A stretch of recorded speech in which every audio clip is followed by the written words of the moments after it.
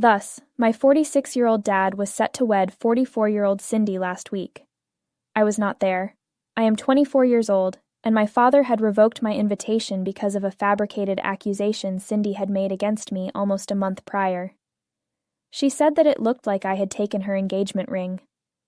For the previous 3 years that Cindy and my father had been dating, I had always made an effort to be kind to her, but she never appeared to be interested. I never really cared that my dad was seeing someone else because my mother died when I was quite little.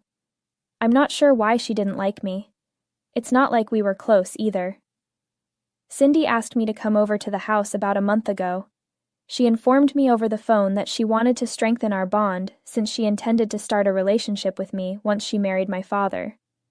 That was very lovely of her, but it also made me a little uneasy. She was pretty persistent about it, so I originally said no. I made the decision to stop by her after work. She greeted me warmly and kindly when I arrived. We talked for about an hour, just the two of us, because my dad had not returned from work. She must have slipped her wedding jewelry inside my luggage at some time when I got up to visit the restroom. I must have been there for little more than 2 minutes, so I'm not sure precisely how she did it. Everything was going well when I returned. After that, my 16-year-old stepsister Dana, who was staying late at school for play practice, also returned home with her father. Cindy chose the ideal day to give me this pin. Since we were the only ones at home, everything was really carefully organized, and she could have accused me of anything. She only needed to give it plausibility. Cindy started talking to us everything about the wedding after my dad and Dana got home. She abruptly turned to face me and said she wanted to show me her engagement ring. She went back to her room to get it, but as you may have guessed by now, she was not able to find it there, and she became quite upset about it. Given the jewelry's high value, everyone went bonkers over it. Since I knew I hadn't stolen it, nobody even thought to go through my luggage when we all began our circuit of the home. I have no grounds for suspicion. Cindy advised us to check our suitcases and other strange locations after we spent over an hour looking around the home without finding anything. I thought I wouldn't find anything in my luggage, but to my surprise, there it was. When I took out the necklace, I was taken aback. We were still figuring out the ramifications of this, so Cindy and the others started to appear serious. While Cindy expressed her gratitude that we had located the jewels, she expressed her extreme displeasure that I had taken such an action. I attempted to clarify that the jewels had simply appeared in my luggage without any explanation, and that I had done nothing. I knew that must have sounded absurd to everyone else, even as I was saying it. She informed me that her fear had been just this. She then began speaking to my father, telling him that she had always felt as though there was a gap between her and me, and that she had attempted to bridge it, but that I had always seemed to be too closed off to recognize her attempts. She said she had seen my unhappiness even on the day she and my father became engaged. It seems that I had expressed to her my opinion that they seemed to be rushing into this. Although it was actually the other way around, she gave the impression that I was the one who had never warmed up to her. And the worst lie of them was when she told my father that I had agreed when she had phoned me up to pay her a visit today because she genuinely wanted to talk to me about this. She had to step outside and talk to one of the neighbors about a problem with their shared fence, so at first she had left me alone in the home. She was afraid that it was at that very moment, when I was all alone myself in the home, that I had broken into the bedroom and removed her jewels, so that I might ruin the occasion for her. She was attempting to accuse me of something like this, and I was furious since it was all a load of falsehoods. It was simply absurd. I tried telling my father the truth and started yelling at her, but all he did was look disappointed and resigned. He requested me to go, saying he didn't want to talk to me about anything at that time. I persisted in attempting to convince him that I'm not a thief and refused to leave. I would never attempt to ruin their wedding in this way. I also made an effort to be honest with him regarding my connection with Cindy and the fact that I had left the room to use the restroom while we were there. He just refused to listen, stating that he couldn't entertain this at this time since he was too tired from work. I eventually had to go since I didn't want my father and I to become really irritated, I had intended to tell him everything when we were both more at ease, but I was never given the chance. My dad told me via email the very next morning that he didn't want to talk to me any longer, and that he didn't want me to attend the wedding. Cindy had apparently gotten through to him, and since she is his future wife, and he had complete faith in her, he was preferring to believe her over me. In the last few years, when she had tried to be good to me, she had also told him a lot of falsehoods about how I had treated her. He feels that we should go our separate ways for the time being, and I may return to them when I'm ready to welcome her into the family. Although, to be honest, I saw little need in getting in touch with him and telling him the truth. He was already firmly committed to one side. He believed Cindy was correct about my character, even though he was my father and had practically raised me since I was a small child. All that I needed to know was that he believed me to be a thief. I blocked him everywhere and refrained from contacting him in the future. Not that I wasn't hurt, mind you. I assure you that I was. However, what good is it to try to stay in contact with someone who doesn't even think you're credible? He intimated that I was a criminal with no ethics or morals when he decided to trust Cindy, and I can't accept that kind of disrespect. I thereby acted in my own best interests. It had been a month since we last spoke. Then, last week, an hour before the wedding, Dana dropped by my house without warning, giving me a major surprise. She has had a few dinners with them, so she is aware of my residence. I was really perplexed since she had come to my place dressed as a bridesmaid. I asked her what was up since she seemed extremely upset. I was not going to treat her cruelly because of whatever issues I had with her mother. She is a nice kid in my opinion, and she has always been extremely sweet to me. I could tell by the look on her face that she was here with terrible news, so I invited her in so she could talk to me and tell me what was hurting her. More significantly, she arrived with only an hour to spare on the day of her mother's wedding. I had to know what was going on because I couldn't allow anything horrible to happen if it impacted my father. I owed this to my father, even though we were not on speaking terms. She appeared quite apprehensive as soon as she was seated, so I tried to chat to her and help her relax because I could tell she was scared. She finally simply blurted out the thing that was upsetting her. She had discovered, after all, that Cindy was cheating. She informed me that 2 weeks before to the wedding, she and a few of her friends had been walking home from school when they noticed her mother at a cafe, holding hands with a different man.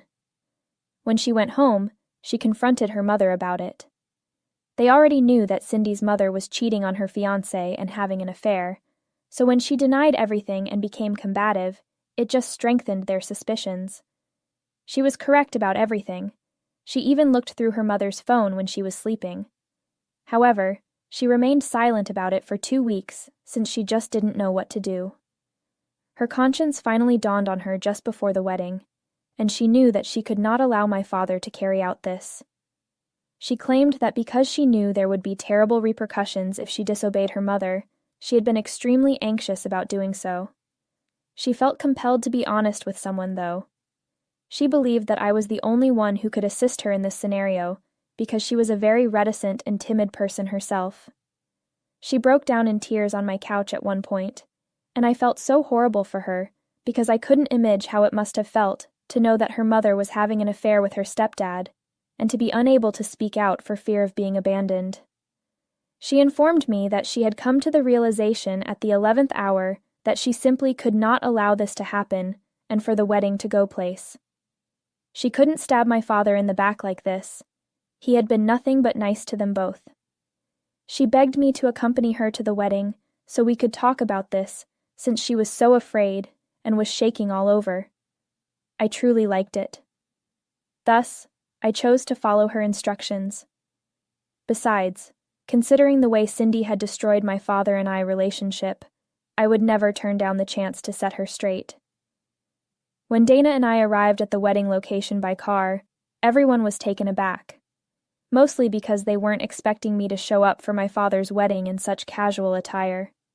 Since everyone was aware of the consequences from our incident from a month ago, some people weren't even surprised that I would be attending. In addition, Dana had vanished an hour prior to the wedding, so her family had been really concerned about her. Everyone had been anticipating her arrival so the ceremony could begin.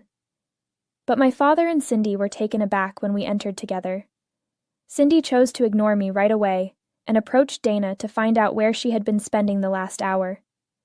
Since she hadn't responded to any of their messages, everyone had been anxiously waiting for her so they could begin the ceremony.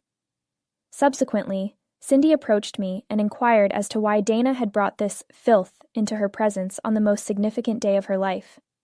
That infuriated me greatly. I made the decision to speak up so that everyone could hear me and not wait any longer. I revealed to all of them what Dana had informed me about Cindy's extramarital affair. Together with Dana, I was there to support my father and prevent him from being foolish enough to wed this lady. I got to witness the expression on Cindy's face when I said that, and it was worth a few seconds before she threw herself at me and began pounding me. She had not intended to physically assault me in that way, so I was taken off guard. She was on top of me and scraped my face quite a few times, but I got over it fast. I battled back as my flight or fight instinct took over, and ultimately, someone was able to separate us. To be clear, I don't like getting into physical confrontations, but I was sort of delighted when I gave her a fairly hard face slap. Nevertheless, she was so distraught that she began to scream crocodile tears as soon as we were pulled apart. She was murmuring something about her own daughter having betrayed her, but I'm not sure what that was about.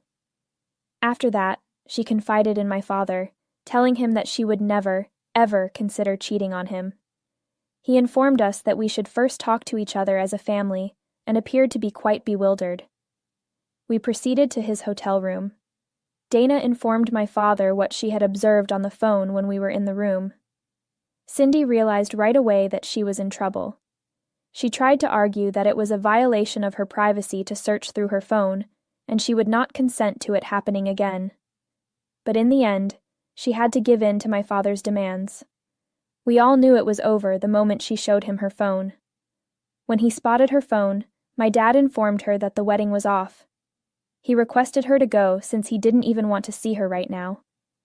He made the decision to return home when she insisted on staying put and begged him to give her an opportunity to clarify. Cindy chased after him as he left the hotel, attempting to engage in conversation, but he showed little interest. He simply left, got in his car, and drove home. After that, it was just Dana, Cindy, and me. I urged Dana to pack and come to my place since I was afraid for her safety, and I had a strong suspicion that Cindy did not want to see her either. Cindy objected to the notion, but Dana informed her that, given what her mother had done, she just didn't feel like being around her right now. She then accompanied me back home. She's lived with me for the last week.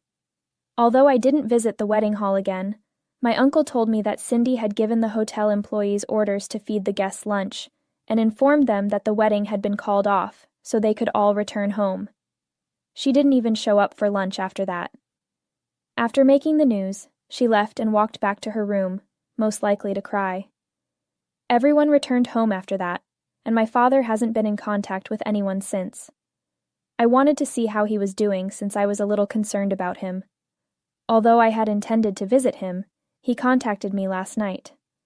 Instead of thanking me or even apologizing for how poorly he had treated me over the last month, as I had assumed, he informed me how dissatisfied he was with the strategy I had chosen to implement on the day of his wedding. He informed me that rather than making that news so widely known and demeaning him, if I truly wanted to assist him, I should have gotten in touch with him directly and had a private conversation. The fact that he was portraying this as though it were my fault really astounded me. It irritated me that his fiancée called me filth, so I started telling him that I would have done so when I became very angry. I knew my father wouldn't defend me, so I had to. He dismissed it, telling me instead that I should have talked to him privately if I truly wanted to protect him. He now feels like the family's joke, and it's all my fault. Before I could say anything more, he hung up, and that was that. I'm now unsure of whether I made the proper decision. AITA for coming clean at his wedding about my dad's fiancée cheating on him. Edit. My father contacted me using his work phone number even though I knew I had previously said that I had blocked him everywhere. That's how he got in touch with me. Dana's dad is not shown in the photo. He never was. Cindy had Dana with a former employer's employee she was seeing. The guy ran off as soon as he learned she was expecting. He revoked all rights, and she was so outraged that he wanted no involvement at all with her or the kid that she refused to accept child support from him. Following the result of the pregnancy, she severed all ties with him and left the firm where she was employed in order to begin a new endeavor elsewhere. Since that time, they have not communicated with one another, and Dana has never even interacted with her father. She did not want to be with her mother at the moment, and she did not feel like she wanted to go back home to remain with my father. As a result, she came back home with me, which was a logical decision. Because I was her most reliable option, I don't really mind that she is here with me. Not only is she kind and quiet, but she also assists me with the tasks. In contrast to my connection with her mother, I believe I said in my initial article that we have always had a positive relationship with one another. Even though I would despise having Cindy as a member of the family, I don't actually mind having her around. A first update. How are you? It has been 3 days since I received the phone call from my father, and during that call, we had a very brief argument.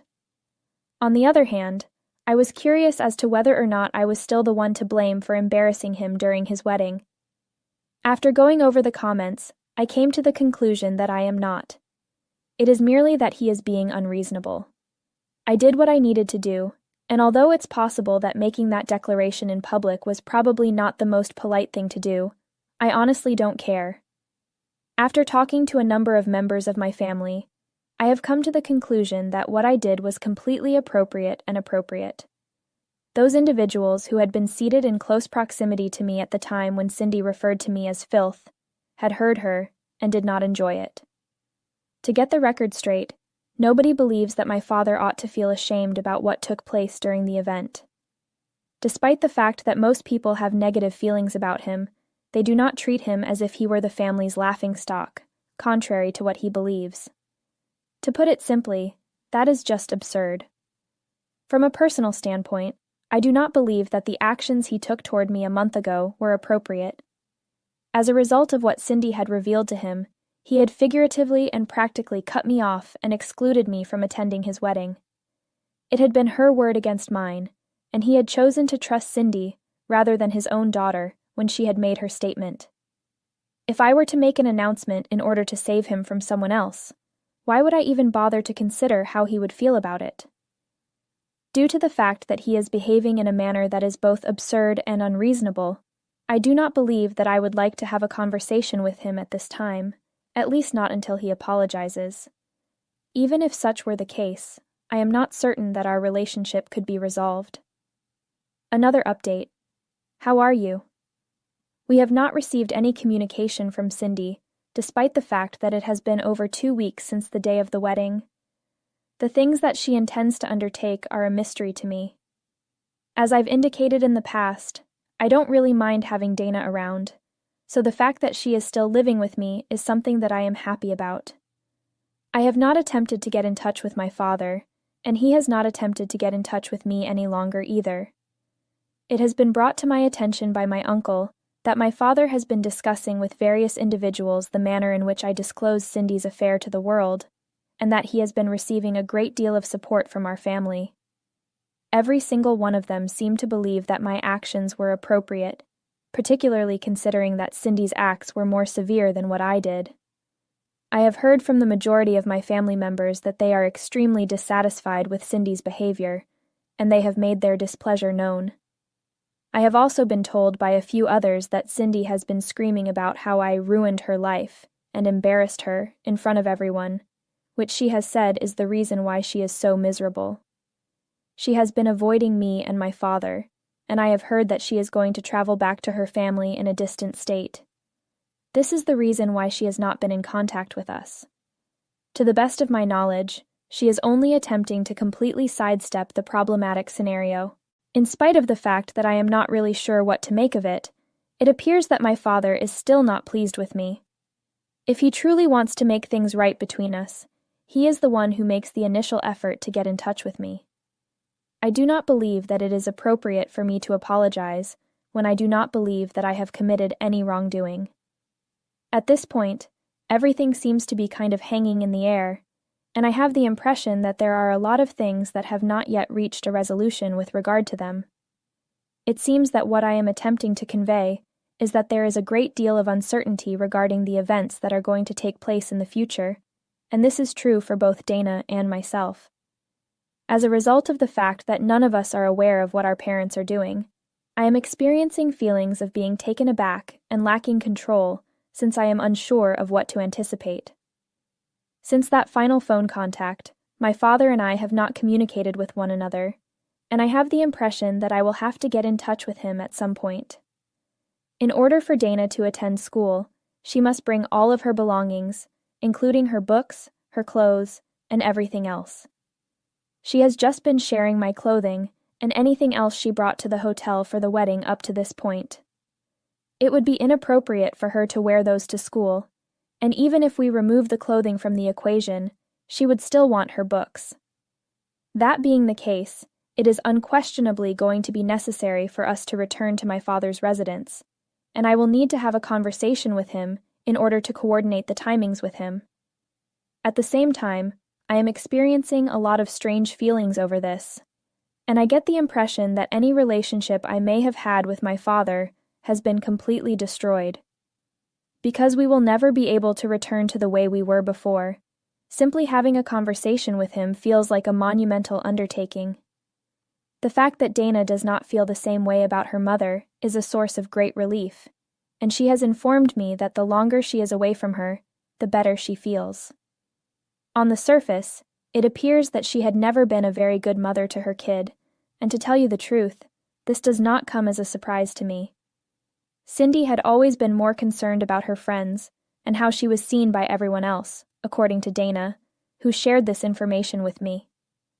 This is the reason why she used to treat her in a totally different manner in public, as if she were the apple of her eye. But when she was alone with her daughter, she could not care less about their relationship. The most of the time, Cindy would just leave her with the nanny when she was younger. Subsequently, when she reached the age when she could live independently, she moved in with my father. It was a very hot and cold relationship that she had with Cindy, and she would only be kind to her when my dad was there. That was the only time she would be nice to her. Therefore, I can see why she is relieved to be free of her at this moment in time. The third update. A few days ago, I mentioned that I needed to have a conversation with my father in order to be able to go to the home and get all of the stuff that Dana need. She was going to be staying with me for the time being because Cindy hadn't gotten in touch with her, and even if she did get in touch with her, she wasn't sure whether she wanted to go back to Cindy anyhow. When I submitted my update, a lot of people advised me that I needed to just take off the Band-Aid and talk to my father in order to have this matter resolved. I made the decision to proceed in that manner. Immediately following the publication of that update, I unblocked him and sent him a text message in the evening, inquiring as to whether or not I may come over to get Dana's belongings. He answered that I could. It was a complete and utter disaster when we arrived at his residence. Not only did it appear as though it had not been cleaned for about 2 weeks, but my father was also a complete mess. We made an effort to disregard it and mind our own business, but as I was leaving, I couldn't help but ask my father if he had heard from Cindy. We attempted to ignore it and just mind our own business. He informed me that they had discussed the matter after the wedding was called off, and that they had resolved to pay off all of the suppliers and divide the expenditures in accordance with what they had determined previously, but that was the end of it. Following then, he had not received any communication from her.